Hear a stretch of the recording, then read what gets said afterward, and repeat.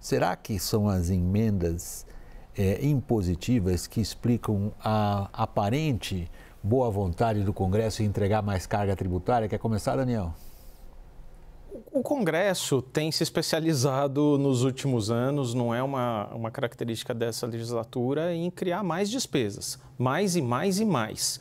E para isso também precisa participar de alguma forma do aumento da arrecadação. Também porque você tem um grau de engensamento cada vez maior de emendas que vão se tornando impositivas e para isso o Congresso tem que participar do orçamento, né? Precisa participar desse esforço de mais arrecadação. Agora, sinal de como o Congresso tem criado mais despesas foi dado hoje de forma categórica. William, ontem eu trazia aqui uma informação de que ao analisar um novo marco legal para usinas eólicas offshore no mar, o Congresso criou tantos jabutis nesse projeto que gerava uma conta adicional nas tarifas de energia de 28 bilhões de reais por ano. Não bastasse isso, hoje foram incluídos novos jabutis. Então, por exemplo, em meio à COP28, lá em Dubai, enquanto o Brasil tenta vender essa imagem de protagonista no combate à crise climática, o Congresso aprovou um jabuti ali para estender até 2050 os contratos que estão prestes a vencer de geração de energia a carvão, que é a mais suja, poluente e cara da matriz elétrica inteira. Então, o que acontece? O Brasil tem uma energia barata e uma tarifa muito cara. Paga subsídios pagos pelos próprios consumidores de energia. Mas você tem o que você mais tem, são pressões ali para transferir essa conta dos consumidores para o Tesouro Nacional, para o contribuinte. Então, em algum momento, é muito possível que isso vá também para o Tesouro Nacional, como já foi durante um período no governo Dilma Rousseff. Bom, no final das contas, sem querer ser aqui nenhum radical dogmático do liberalismo, quem vai pagar a conta é o pagador de impostos.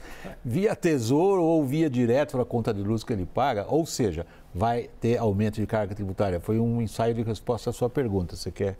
Não, só ia colocar que eu acho que esse é um componente, sim, sem dúvida, mas a gente tem que olhar outros componentes, os anos ímpares e os anos pares, né? Os anos pares de eleição, então o apetite do Congresso é ampliado e eu não gosto nunca de tirar de vista que os movimentos do Congresso em relação à responsabilidade fiscal são pendulares e costumam acompanhar os anos pares e ímpares também.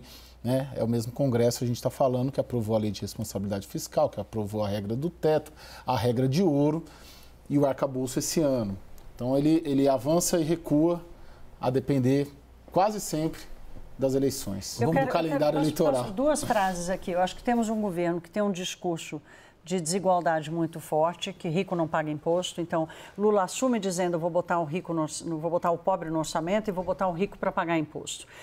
Temos um parlamento que está hoje nas redes sociais. Então, o embrulho do aumento da tributação com a tributação dos mais ricos, ele é um embrulho que acata o aumento da carga tributária, diferentemente do que aconteceu no passado. Então, eu acho que tem esse componente ali da comunicação do governo e do embrulho em volta da aprovação do aumento de tributo que contribuiu.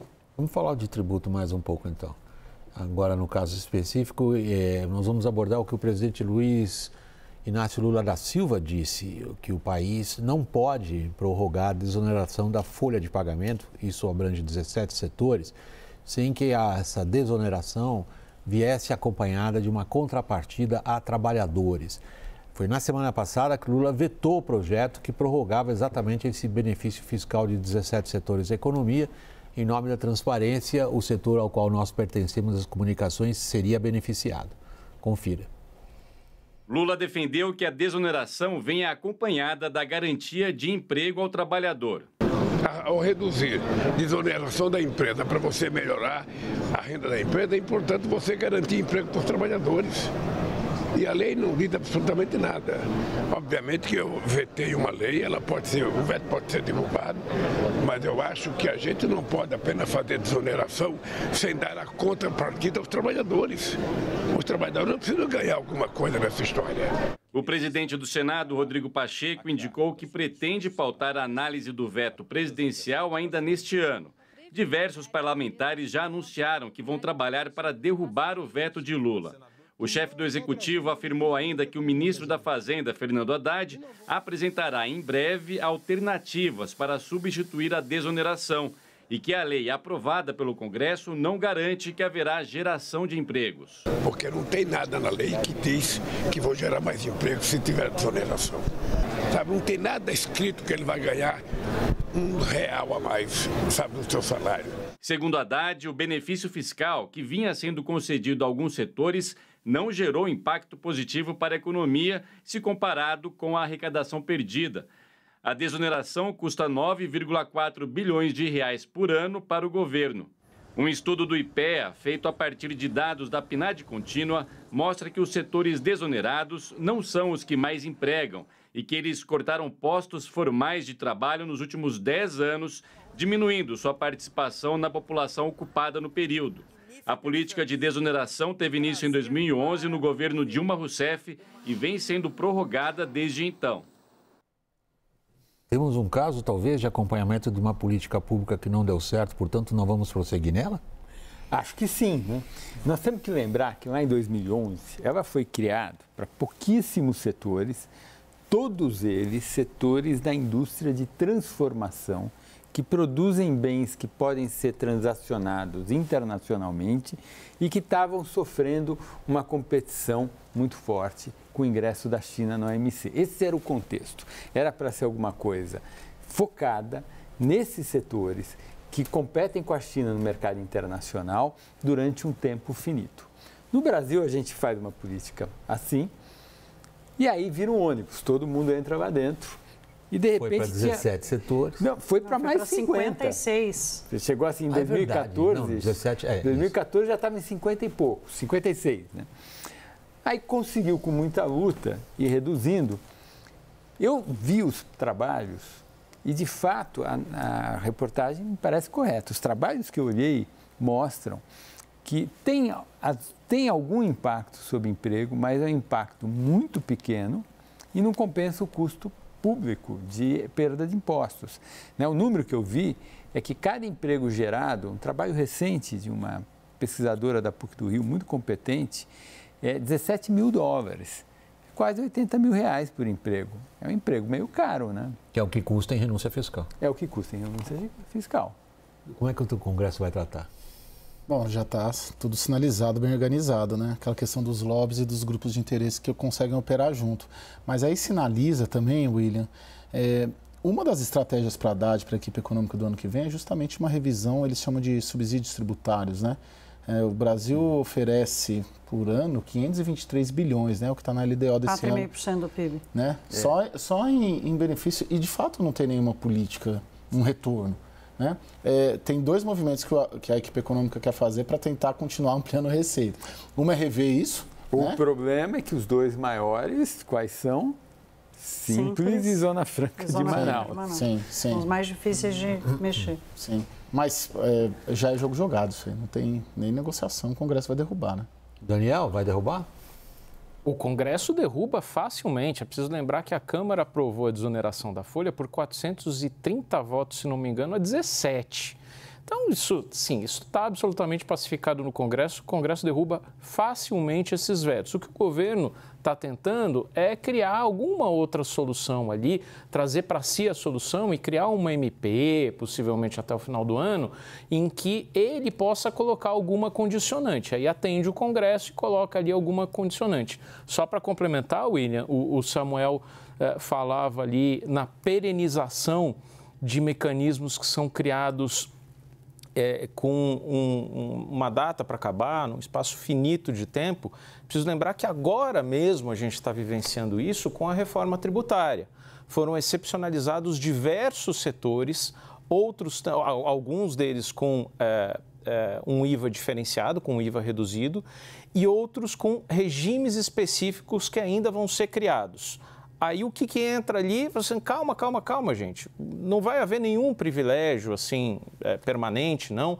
A cada 5 anos nós vamos fazer uma revisão dos resultados alcançados e aí a gente pode rever, a gente pode suspender esses benefícios que foram dados.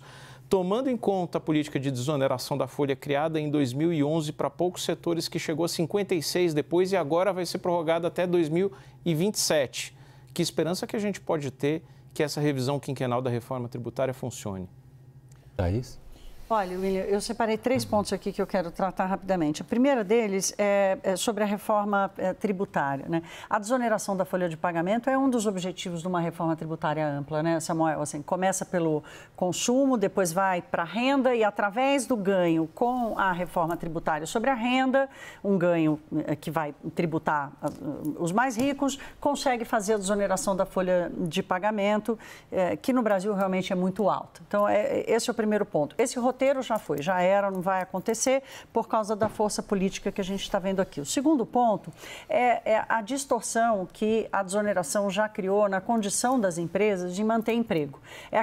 E o Brasil tem várias situações desse tipo. A gente estava discutindo aqui outro dia a questão do juro parcelado. Como é que você acaba com o juro parcelado? Você não consegue, porque você quebra o comerciante, você quebra o consumidor que não consegue acessar.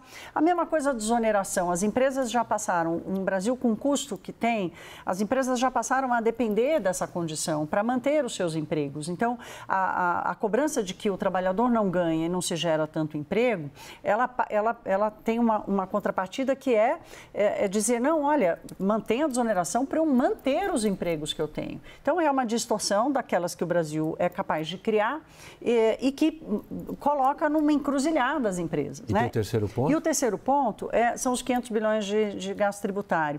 Quem fez a maior elevação de gasto tributário nesse país chama-se Dilma Rousseff. O presidente Dilma Rousseff mais do que dobrou, né, Samuel, o gasto tributário, com todas as desonerações que ela fez, e aí, como o ônibus, que vai se enchendo de gente, ninguém consegue mais liberar o ônibus dos benefícios, ninguém mais conseguiu voltar atrás. Eu duvido muito que volte. Mas esses 500 bilhões é tudo o governo Dilma? É uma pergunta. Não. Chegou a... Não, a Dilma fez tudo isso, sim. Depois conseguiram voltar um pouquinho, mas nunca mais conseguiu. A Dilma pegou com 2,5% do PIB, hoje é quase 5%. Não, era 2,5% do PIB, hoje é quase 5% do PIB. Sim. Então, pessoal, nós estamos, infelizmente, encerrando essa parte da conversa, mas a gente vai ter muito para tratar disso ainda. Rapidamente, você consegue mencionar o que o Haddad vai fazer nesse dilema da desoneração? Porque o Lula promete que ele vai apresentar alguma alternativa. Você consegue identificar qual? Não. Não.